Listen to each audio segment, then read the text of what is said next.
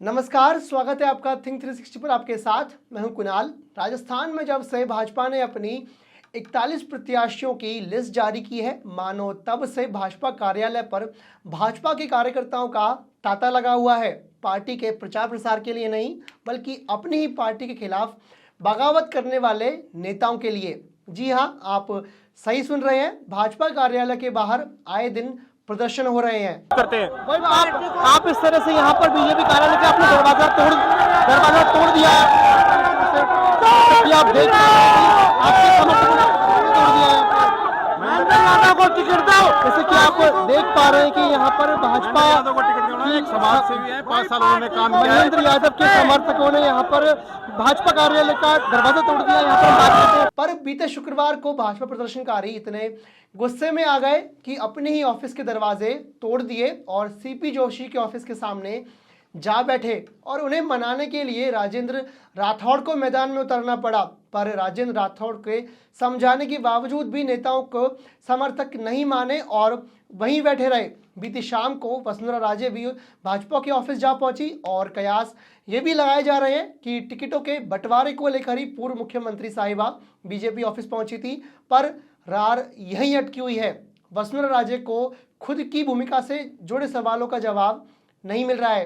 PM Modi की सभाओं से संकेत जरूर मिलता आ रहा है कि सीएम फेस वसुंधरा राजे नहीं होंगी, लेकिन आला कमान भी इस बात को अच्छे से जानता है कि वसुंधरा राजे को कोई बड़ी जिम्मेदारी देनी होगी। हालांकि वसुंधरा राजे ने यह साफ कर दिया है कि राजे राजस्थान छोड़कर कहीं नहीं जाएंगी और राजस्थान में ही रहकर जनता की सेवा करेंगी। राजस्थान में बीजेपी ने काफी मशक्कत के बाद 41 उम्मीदवारों की सूची जारी की थी, लेकिन वसुंधरा राजे को टिकट नहीं दिया गया था। लिस्ट में बड़े स्तर पर टिकट काट दिए गए थे, लेकिन इन सब के बावजूद राजे चुप हैं। लेकिन सियासी जानकार राजे की चुप्पी टूटने का इंतजार कर रहे हैं। ऐसा माना जा रहा है कि राजे बीजेपी को जोर का झटका दे सकती हैं।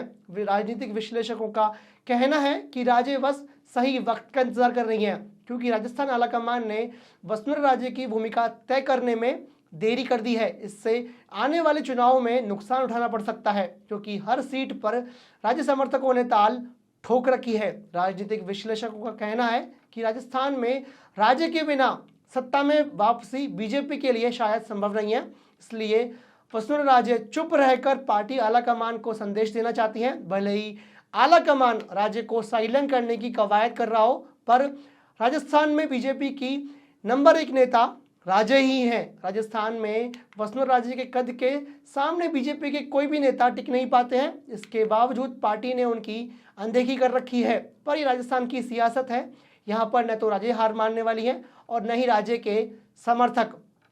इसीलिए समर्थक दूसरी लिस्ट का इंतजार कर रहे हैं। पर राजनीतिक सूत्रों की माने तो दूसरी लिस्ट में भी राजे के समर्थक नेताओं के टिकट कट सकते हैं। चर्चा है कि पूर्व प्रदेश अध्यक्ष अशोक परनामी और पूर्व मंत्री यूनुस खान का टिकट कट सकता है, क्योंकि दोनों ही नेता हाल ही में वसुंधरा राजे के आवास पर मिले हैं। टिकट नहीं मिलने की स्थिति में ऐसा माना जा रहा है कि अशोक परनामी निर्दलीय चुनाव लड़ सकते हैं और यूनुस खान के बारे में कहा जा रहा है कि वह कांग्रेस में शामिल हो सकते हैं।